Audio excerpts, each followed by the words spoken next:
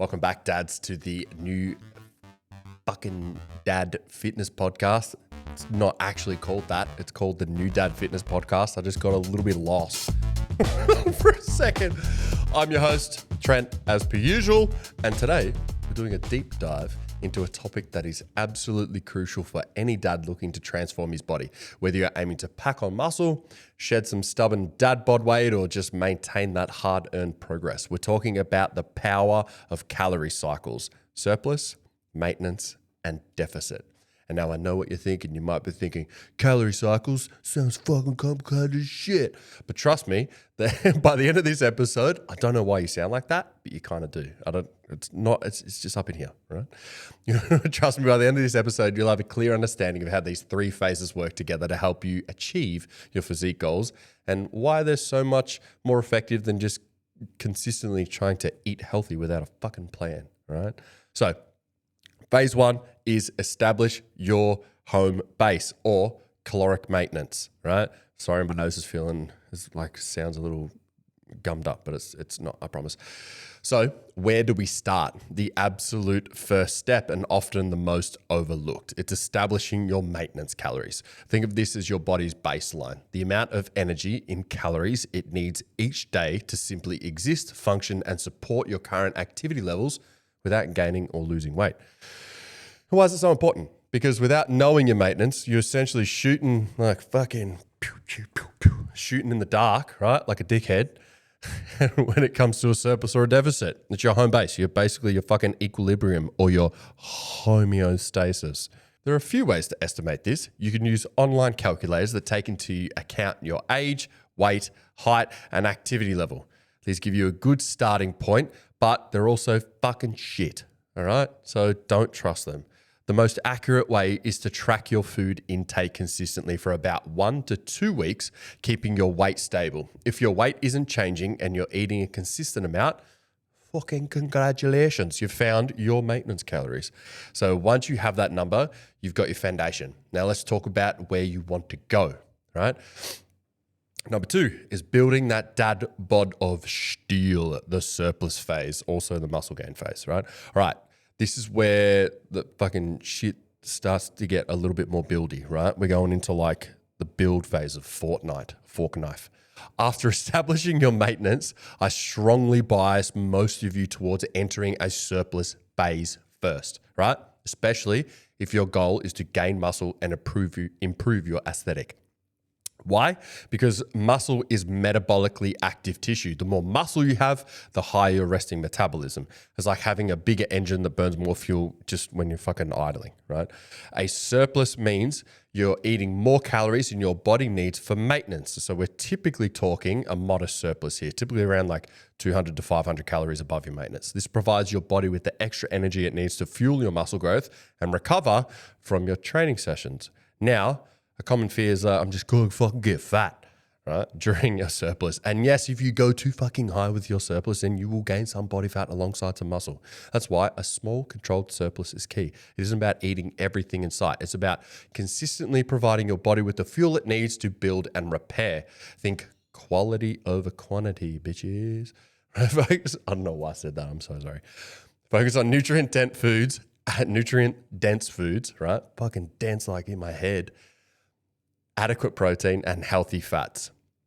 The beauty of gaining muscle first is that it sets you up for easier fat loss down the line. With more muscle, your body becomes a more efficient fat burning machine, even when you move into a deficit. This is also helps combat something called metabolic adaptation, which is spoken about in fucking previous podcasts, cheeky plug, right? Where your body can become very efficient at holding onto energy, but if you spend too much time in a deficit, right, it can become very efficient at holding onto energy if you spend too much time in a deficit. I just need to repeat that because I kind of fucked it up, right? Building muscle helps keep your metabolism humming, right? Trent, got me a hummer. So if you're, fuck, what is wrong with me today? Oh my God. So if you are a new dad looking to fill out those t-shirts, feel stronger and look more athletic for your kids or for your missus or the partner, incorrect for me to assume, a strategic surplus phase combined with consistent resistant training is consistent resistance training is your absolute best friend. Aim for progressive overload in your workout. So always striving to lift a little more or do a few more reps over time. Now, we're going to phase 3, shedding the love handles, right? The deficit phase, fat loss. Once you've spent some time building that solid foundation of muscle, or perhaps you've decided your primary goal right now is to shed some excess weight, then it's time to talk about that deficit phase. Calorie deficit means you're consuming fewer calories than your body needs for maintenance. This forces your body to tap into its stored energy reserves or your fat stores for fuel. Just like with a surplus, a moderate deficit is usually best, typically aiming for around 300 to 500 calories below your maintenance, obviously depending on the person. Too aggressive and you risk losing muscle mass and feeling like dog shit. Now, when it comes to creating that deficit, we have 2 main levers: food intake and energy output. We've talked about food, so let's focus on output. NEAT and steps. So NEAT is non-exercise activity thermogenesis. And so one of the most powerful tools and often underestimated things for this is to increase your NEAT, right? Increase your energy output during a deficit. This is all the energy you burn from activities that aren't formal exercise. So think about like fidgeting, right? Standing, taking the stairs, and yes, doing your fucking steps, right? Increasing your daily step count is a fantastic low impact way to burn more calories without adding extra stress to your recovery. Aim for a step target count and try to consistently hit it pretty much every day, right? It's amazing how much of a difference in an extra few thousand steps a day can make over a week. Get it out with the kids, right? Walk to the park, take stairs, it all adds up. And then use cardio as a tool. There's another, then there's traditional cardio. I like to view cardio in a deficit as a tool to increase energy output, not the primary driver of fat loss, obviously. Your nutrition is the king. But if you're finding it hard to create a large enough deficit through food alone, or if progress stalls, adding some moderate intensity cardio can be incredibly effective, whether it's like a fucking brisk walk like Kath and Kim, right? Kath and Kel, a jog or a cycle. Use, and I'm not talking steroid cycle, right? A jog or a cycle on a bike. Use it strategically to nudge that calorie burn up. It also has fantastic cardiovascular health benefits, which is a win-win for any dad wanting to keep up with their kids, right? Now, let's talk about patience and perspective. The scale isn't everything. A crucial point for the deficit phase, and really for any phase, just because the scales aren't moving doesn't mean you aren't making progress. This is huge, right? Weight fluctuates daily due to water retention, food in your system, and even stress. You might be losing fat, but gaining a little muscle, especially if you're new to training. This can make the scale seem stagnant. So how do you know when you're progressing, right? Number 1, take fucking progress photos. Front, side, back, right? Don't do glute spreads. Weird. The visual change over weeks and months can be incredibly motivating, all right? Make sure you're taking measurements. Waist, chest, arms, legs. They often reveal changes that the scale doesn't. So how do your clothes fit? Are your pants fucking looser? Are your shirts fitting better? These are the real world indicators. Performance in the gym. Are you getting stronger? Obviously in surplus phase. Are you punching in more reps or more weight? That's progress, right? Your energy levels and sleep. Are you feeling better day to day? Are you more active with your kids? Trust the process, be consistent, and don't let the daily scale fluctuations derail your efforts. Look at trends over weeks, months, not days, right?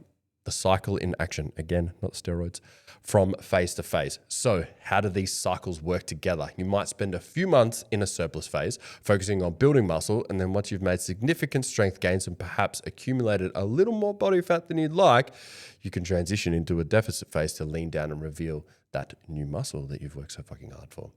After the deficit, you might go into a maintenance phase for a while to give your body a break and consolidate your progress, or go directly back into a slight surplus. The key is that these aren't forever states. They're tools to be used strategically depending on your current goals and how your body is responding. Let's fucking wrap this shit up and get into the next steps.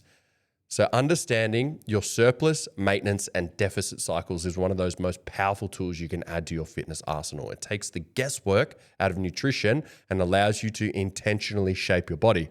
Remember, establish your maintenance calories first. This is obviously your baseline. Highly consider a surplus phase to build muscle, boost your metabolism, makes future fat loss fucking way easier. When in a deficit phase for fat loss, leverage NEAT or your steps and use cardio as a strategic tool. And most importantly, don't get fucking fixated on the scale. Look at the bigger picture, photos, measurements, how your clothes fit and your performance. Start applying these principles, stay consistent with your training and watch your body transform. You're not just getting fit for yourselves, but for your kids and your partner. And that's the greatest motivation that there is.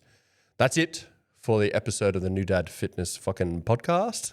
If you found this helpful, please share it with another dad who needs to hear this. And don't forget to subscribe so you don't miss any fucking future episodes, right? Click the fucking notification bell on the YouTube and click the fucking follow button on Spotify. And you can give me a rating if that's something that you're into. If not, send me a thumbs up and be like, hey man, you did a fucking sick job. All right? That'd be fantastic.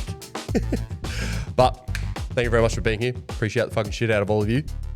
See you next time. Bye.